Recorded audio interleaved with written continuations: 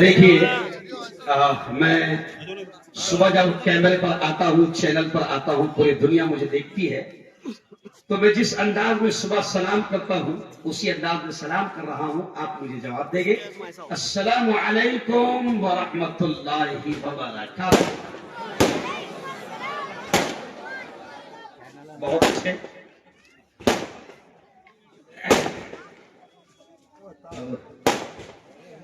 चलिए आइए, ध्यान दें, मैं किस शेर से बात शुरू कर रहा हूं कि किसी शायर ने कहा है, साजिद भाई, किसी शायर ने कहा है कि दिल बदल सकते हैं, जज्बात बदल सकते हैं, दिल बदल सकते हैं, दिल बदल सकते हैं, जज्बात बदल सकते हैं, मुल्क के फिक्र ख्यालात बदल सकते हैं और दौरे मौजूद के दिन रात बदल सकते हैं। हम बदल जाएं तो हालात बदल सकते हैं।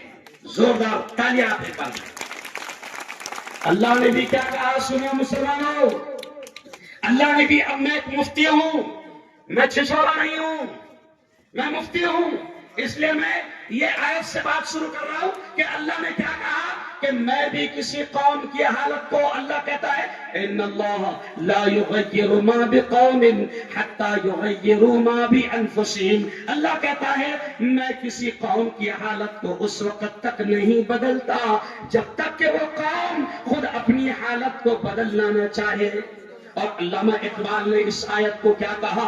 अल्लामा इकबाल ने कहा कि खुदा ने आज तक उस कौम की हालत नहीं बदली न हो जिसको ख्याल खुद अपनी हालत के बदलने का। आपने बड़ा काम किया है, आपने आपके शहर में साजिद पठान को आमदार बनाया।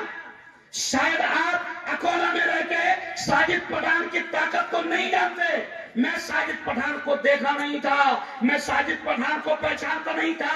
अकोला वालों सुनो, मैंने उस वक्त से साजिद पठान का मैं दीवाना हुआ, फैन हुआ कि जब मेरे जलगांव के जामनेर शहर में 22 साल के एक मुसलमान जवान को पीट कर मारा गया, उसके नाखून निकाले गए, उसकी चमड़ी निकाली गई, उसकी मौत चिंकराई गई, और जिस जगह पर मारा गया वो बीजेपी के मंत्री गिरीश महाजन का गांव था।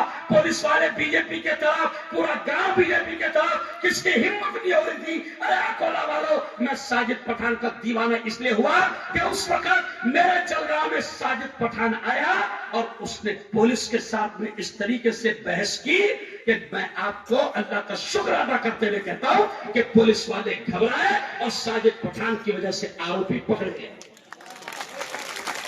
तुम क्या जानो साजिद पठान क्या है?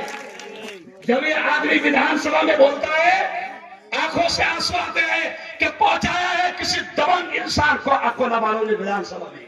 लेकिन अकोला वालों, आज मैं तुमको यह समझाने आया हूं कि साजिद पठान अभी आमदार है। अगर तुम चाहते हो कि पूरे अकॉर्ड फाइल का माहौल बदले, अगर तुम चाहते हो कि खैर मोहम्मद का माहौल बदले, अगर तुम चाहते हो कि अकोला में मुसलमानों के मोहल्ले में विकास हो, तरक्की हो, तो मैं आपसे कहता हूं कि बीजेपी बड़ी साजिश के साथ इलेक्शन लड़ रही है।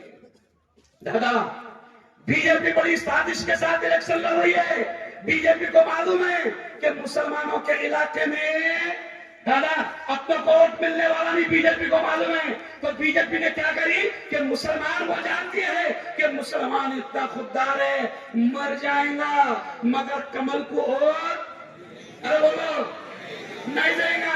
तो बीजेपी ने क्या बोली, एक काम कर अजीत दादा, घड़ी लेके तू जा,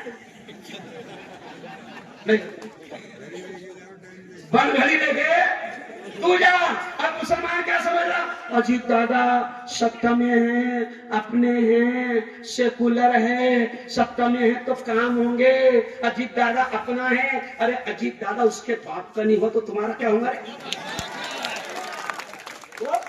अजीत दादा उसके बाप का नहीं हुआ। और ये वही अजीत दादा है, सुन लो, ये वही अजीत दादा है कि जब वक्फ के कानून के खिलाफ कानून बनाया जा रहा था, हमारी मस्जिदों की जमीनों को छीनने के लिए, हमारे कब्रिस्तान की जमीनों को छीनने के लिए, हमारी ईदगाहों की जमीन को छीनने के लिए, हमारे बरसों की जमीन को छीनने के लिए, हमारी मदारों की जमीन को छीनने के लिए जब कानून बना रहा था, तो उस वक्त अजीत दादा ने अपने लिए कुछ ही नहीं बोला। जैसे अभी बंद घड़ी, जब इसका मुंह बंद था, इसको सांप काट गया था। अजीत दादा अपना नहीं है, दिमाग में से निकाल लो। अजीत दादा को कब मैं अपना बोलूंगा साजिद भाई? जिस दिन ये मोदी को लात मार के आएगा तब बोलूंगा अपना। जिस दिन ये बीजेपी को लात मार के आएगा तब बोलूंगा ये अपना है। मुसलमानों को भड़काएगा, समझ रहे आप? अच्छा, बीजेपी नहीं, बीजेपी ने क्या करी? घड़ी तू जा, बैठ, कहीं कहीं पर बैठा, चल नहीं बैठा, बैठ तू जा। क्यों? ये अपक्ष जितने उम्मीदवार रहते ना बेटा, अंदर की बात है, ये सब अंदर से भी चाहते रहते। अपक्ष उम्मीदवार को लेके अपना वोट खराब करना नहीं। खड़ी को, अरे अजीत दादा मेरे नाम से इतना परेशान है, पिछले नगर पालिका में उसकी एक भी सीट जीतने नहीं है, एक भी सीट नहीं जीती। मेरी सुपारी दे रहा हूं। अरे मैंने बोला हम पान खाते पूरा, कुछ नहीं फर्क पाने वाला, हम ईमान वाले। जोर से बोल रहे हैं, जिंदगी किसके हाथ? जोर से, जिंदगी किसके हाथ? मौत किसके हाथ? नफा किसके हाथ? के नुकसान किसके हाथ? हवाएं कौन चलाता है? ये जमीन किसके हाथ? ये आसमान किसके हाथ? तो जब सब अल्लाह के हाथ में, तो इन चोरों के हाथ में गया कुछ नहीं है। मामा जी का ठल्लो कुछ नहीं करेंगे, डरना मत। बस इतना समझ लो कि तुमको बावला क्या बना रहे दादा, इतना समझ लो कि बावला क्या बना रहे। बावला ये बना रहे कि तुमको क्या लग रहा? नीम, नीम अपनी है, अपनी अपनी नहीं है बाबा। साजिद पठान जीतने के बाद बार बार आ रही, नहीं समझो? अरे बोलो 35 साल तक के असद भाई कसम अल्लाह की खा कर कह रहा हूं, ये जुमला सुन लो। अगर अकोला वालों को ये लग रहा हूँ, मुफ्ती साहब आज गुस्से में जवाब देने को आए। मैं जवाब देने नहीं आया, 11 तारीख पहले से बुक थी मेरी, साथ वैसे है ना। 11 तारीख और 8 तारीख तुमने 2 तारीख पहले से जीत करके मेरी अकोला वालों क्या लग रहा? मुफ्ती साहब को असद भाई ने बहुत बुरा बुरा बोले, तो मुफ्ती साहब जवाब देने आए। नहीं, अल्लाह की कसम, मैं असद भाई की बहुत इज्जत करता हूँ, बड़े अच्छे आदमी है, बैरिस्टर है, लेकिन अब क्या करना है वही बावले चाले कर रहे। अच्छा, वो बैरिस्टर है कि नहीं? अरे बोलो ना यार। अच्छा, कल क्या बोल रहे हैं? मुफ्ती हारून, मिस्टर हारून, मेरे मुंह को कोई नहीं लगता, मैं बहुत बड़ा छिछोरा हूँ। मोदी जी बोल रहे थे, अगर मैं बोलता तो एमआईएम के भक्तों को बुरी लग जाती। असद अवैसी ने खुद बोले, मुफ्ती हारून मैं बहुत बड़ा छिछोरा हूँ। समझा? ये कितने बड़े छिछोरे आपको मालूम है? मैं तो बहुत छोटा आदमी हूँ। इन्होंने जिन उलमा के लिए काबा खोला जाता उनको भी नहीं छोड़े रहे। मौलाना महमूद मदनी को भी इन्होंने बेइज्जत किया। मौलाना महमूद मदनी का कसूर क्या था? सिर्फ इतना ही समझा रहे थे, असद भाई पतंग मत उड़ाओ, बीजेपी का फायदा हो रहा। इनको जो भी समझाने गया, बड़े से बड़ा आलिम, इनको काबा का इमाम भी समझाने गया तो उसकी भी बेइज्जती करेंगे। इनको मदीने का इमाम भी समझाया तो उसकी बेइज्जती करेंगे। मैं तो छोटा सा मौलाना मुफ्ती हारून हूं, इन्होंने मेरे उस्ताद मौलाना असद मदनी को नहीं छोड़े, इतने बड़े आलिम को। इन्होंने मौलाना महमूद मदनी की बेइज्जती की है, इन्होंने मौलाना सज्जाद नमानी की जूतियां उठाते थे, जूतियां। लेकिन जैसे ही सज्जाद नमानी ने समझाया असद भाई गड़बड़ मत करो, बीजेपी जीतेगी, तो उस दिन से सज्जाद नमानी को भी गालिया। तो ये इनकी आदत है। वो छिछोरे है, मैं छिछोरा नहीं समझा? अल्लाह की कसम, मैं मुफ्ती है। मेरे नबी ने मुझको सिखाया कि किसी मोमिन की इज्जत से मत खेलना, वरना असद भाई मैं खानदेशी है, नहीं समझा? जिस दिन तुमको मालूम नहीं बाप, समझ रहे आप? जिस दिन मैं बोलना शुरू करूंगा ना तो शेरवानी की चिंध्या चिंध्या हो जाएगी, लेकिन नहीं, क्योंकि मैं मुफ्ती है, मैं बैरिस्टर नहीं है। मैं आपको बैरिस्टर, मैं आपको पढ़ा लिखा इंसान समझता था। और आखिरी जुमला सुनो, असद भाई मैं तुम्हारा शुभ चिंतक हूं, मैं चाहता हूं कि तुम्हारी आखिरत बर्बाद, ना हो। असद भाई तुम उलमा की बेइज्जती कर रहे। मेरे नबी ने क्या कहा उलमा के बारे में? अल उलमा वरसतुल अंबिया। मेरे नबी ने फरमाया आलिम नबी का वारिस होता है, उसको जलील मत करना। अगर तुमने उलमा की बेइज्जती की असद भाई तो तुम्हारा पंगा नबी से होगा। अगर तुमने उलमा की बेइज्जती की तो तुम्हारा पंगा अल्लाह से होगा। और अल्लाह से पंगे में कानून नहीं टिका। क्यों? तुमने बोल देना गया। क्या बोल रहे सिर्फ जोर से बोलना। क्या बोलना? गया। नमरूद आया, जोर से मजमानी। नमरूद आया, गया। शद्दाद आया, गया। कानून आया, गया। हमान आया, गया। फिरौन आया, गया। मोदी आया, पतंग भी आई। बोलो से पतंग भी आई। क्योंकि तुमने उलमा को जलील किया, तुमने उलमा को जलील किया। इसलिए मैं आपसे कहता हूं कि ये अच्छा कल उन्होंने झूठ बहुत बोले। तुमने लिख के दे रहे टाइम नहीं है बाबा। ये कल उन्होंने क्या बोले? मुफ्ती हारून वो तुम्हारे शहर का आसिफ 20 साल तक जेल में रहा। तुमने क्या करे उसके बारे में? एक्चुअल में असद भाई की गलती नहीं है। वो जो नीचे उनको बावले लिख के दे रहे थे उनकी गलती नहीं है। ये जो अपने बावले थे वो बावलों ने मेरे बारे में मालूम तो कर लिया पहले। अरे असद भाई तुम पागल बन गए इन बावलों के चक्कर में। जाओ असद भाई, ये जो आसिफ 20 साल तक जेल में बंद था, जाओ आसिफ से पूछो लारे मेरा मोबाइल क्या बोल रहे यार। ये रे फोटो का छोड़ दे। फोटो देखो मेरा, मैं वीडियो वाला को दूंगा। आसिफ 20 साल जेल में रहा।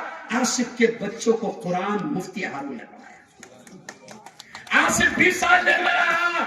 आसिफ की बेटी का निकाह मुफ्ती हारून ने पढ़ाया। आसिफ के बेटे का निकाह मुफ्ती हारून ने पढ़ाया। और जमीयत उलमा का मैं सदर हूं, जमीयत उलमा का सदर हूं। पूरे मुल्क में जमीयत उलमा बेकसूर मुसलमानों के केस लड़ती है, जिनको फांसी की सजा होती है, जमीयत उलमा उनकी फांसी बचाती है। ये आसिफ को भी फांसी की सजा हो गई थी। जमीयत उलमा ने करोड़ों रुपए खर्च किया 20 साल तक और आसिफ को जेल से छुड़ाया। फोटो देख लेना। आसिफ जेल से आया तो सबसे पहले मुफ्ती हारून का शुक्रिया अदा करने के लिए आया। अरे असद भाई मामले बाता मत करो ना बाबा, क्यों जवान को मलमल करने लगा? अच्छा इलेक्शन में मैं क्यों नहीं बोल रहा? सुन लो, ये चाल थी असद भाई। देखो सुनो सुनो कि मुसलमान लड़े, मुफ्ती आए और कल मेरी उधड़े और फिर बीजेपी को मजा। असद भाई मैं बावला नहीं है, तुम्हारा काम है मुसलमानों को आपस में लड़ाना। तुम्हारी पार्टी का नाम है इत्तेहादुल मुस्लिमीन। अरे तुम तो जा रहे वहां इंतशारुल मुस्लिमीन हो रहा, मुसलमान आपस में। अरे बोलो फिर जा रहे। मैं आपसे कहता असद भाई आपके अब्बा ने नाम रखे। अच्छा मैं क्या करे? मुफ्ती हारून तुम्हारी पहली माशूका समाजवादी थी।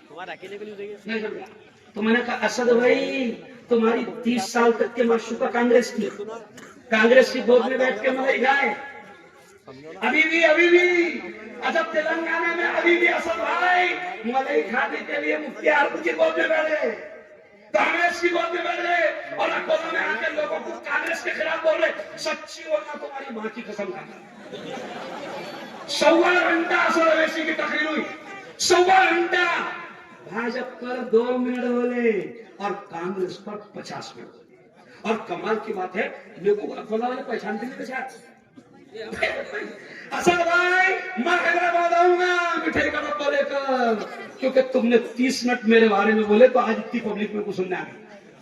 नहीं तो 8 तारीख को आके जाए तो किसको पता भी नहीं था। असद भाई का शुक्रिया, असद भाई ने मेरे टीआरपी बोला बढ़ा दी। असद भाई इलेक्शन में तुम चाहते हो कि मुसलमान लड़े, लड़ने नहीं देंगे हम। ये साजिद पठान वो है, ये साजिद पठान वो है कि जो जिसको अभी आपने मुझसे सुना कि हिंदू भाइयों ने 25,000 वोट दिया, वो है साजिद पठान। तुम क्यों आए हो? 35 साल तक के जब यहाँ बीजेपी थी तो असद भाई के मुबारक कदम नहीं आए थे। और जब पता चल रहा है कि साला है मुसलमान जीतता गया तो फिर बीजेपी ने बोली असद भाई तुम्हारा जाना जरूरी है। बोला मुसलमान जीत रहा कांग्रेस जिदारी असद भाई हेलीकॉप्टर कभी दे देते हैं, जाओ तुम। अरे इतना बड़ा नेता और नाले के इलेक्शन के लिए दोबारा, अरे बोलो ना, इतना बड़ा नेता और नाले के इलेक्शन के लिए कितने बार आया? अरे बोलो दोबारा। अच्छा, साजिद पठान ने हिंदू भाइयों के लिए निधि मांगा तो मुफ्ती फतवा जो जाए रह गया। तेरा भाई अकबर ने 20 करोड़ मांगा वाकई तो मंदिर के लिए, काली मंदिर के लिए। देखा वीडियो चलो ऊपर कहीं नहीं है। अकबर वैसी क्या बोल रहा, मुख्यमंत्री से क्या बोल रहा विधानसभा में, वीडियो देख लेना। अकबर वैसी कितना अच्छा है कि अकबर एक मुसलमान को भगवान ने तौफीक दी, मुसलमान तुमसे 20 करोड़ मांग रहा है काली मंदिर के लिए। अकबर के जुमले है कि रे भाई वाशियत नहीं हो रहा क्या? तेरा भाई मांग रहा 20 करोड़ मंदिर के वास्ते, तो सेकुलर नेता हो गया। पहले 15 मिनट में लड़ाया करा रहा था, नहीं भैया पहले कितने में नहीं। ये सब इंतशारुल मुस्लिमीन है, इत्तेहादुल मुस्लिमीन नहीं है। और असद भाई तुमको भी वार्निंग दे रहा वाला मैं, बहुत डेंजर है मेरे बारे में, तुमने जाने नहीं पूरा। और ये बावलों को बोल रहा अच्छा बताओ मेरे बारे में। मैं पत्रकार भी है, मैं वायरल न्यूज का मालिक भी है, मैं नजूर टाइम्स पेपर का मालिक भी है, मैं जमीयत उलमा का सदर है, मैं कुरैशी बकर कसाब बिरादरी का हिंदुस्तान का अध्यक्ष है, मैं जमीयत उलमा और मुस्लिम पर्सनल बोर्ड के जरिए से हुकूमत की आंखों में आंखें डालकर बीजेपी के खिलाफ बात करता हूँ। असद भाई बावले चाले मत करना, गलत जगह हाथ। मैं इज्जत करता हूँ आपकी, इसलिए आपसे कहूंगा बस आखिरी बार आपसे क्या कहूंगा, ये जितनी भी घड़ी आ रही, मैं छोटा था साकिब 12 साल का, जब से साला 10:10 हो रही थी बंदी जाओ क्या है, ये वही अजीत दादा पवार है कि जब मेरे नबी की शान में उस साधु ने गुस्ताखी करा था, तो ये वही अजीत पवार है और ये वही शिंदे का साथी है जिसने ये कहा था कि हम इस साधु की ऐसी हिफाजत करेंगे कोई इसके बाल को धक्का भी नहीं लगा सकते। ये वही अजीत पवार है। मुसलमानों शर्म आनी चाहिए, जिन मुसलमानों ने अजीत पवार का टिकट लिया उनको शर्म आनी चाहिए, जिन मुसलमानों ने बीजेपी का टिकट लिया शर्म आनी चाहिए कि तुम्हारे दीन के दुश्मन, तुम्हारे शरीयत के दुश्मन, और तुम अजीत दादा से खड़े रहे, तुम बीजेपी से खड़े रहे। इसलिए याद रखो, अजीत दादा शिंदे पतंग कहीं भी कट जाती वाला कभी भी कट जाती, और कट के किसी की गोद में जाकर, ये 7 किलोमीटर पे अकोट है, क्या जाके बैठी पतंग, लेटर है लेटर पूरा। और ये तुम्हारा मेषराम जो है ना, ये फिरौन है, फिरौन के चिच्चा का बेटा है, जालिम है। इसने 3500 मुसलमानों को बांग्लादेशी बताने की कोशिश किया था। मुसलमानों इस जालिम को याद रखना, यहाँ खड़े रहे कि नहीं मुझे मालूम नहीं, लेकिन जा भी खड़ा होगा मेषराम को उसकी औकात दिखा देगा तो इंशाल्लाह। और 15 तारीख को क्या चलाना, 15 तारीख को क्या चलेगा, पंजा। अभी आपने इतना ही बोलना, पंजे को क्या बोलना, क्या बोलना, अरे मेरे बाबा कहो, जोर से मेरे बाबा कहो, मेरी अम्मी कहो, मेरे चचा कहो, मेरी चाची कहो, मेरे मामू कहो, मेरी गुमानी कहो, मेरी भाभी कहो, और मेरा दियोर पंजाब। जोर से बोलो, पंजाब पंजाब पंजाब पंजाब पंजाब पंजाब। धन्यवाद, बहुत बहुत शुक्रिया, बहुत बहुत मेहरबानी। अल्लाह हाफिज।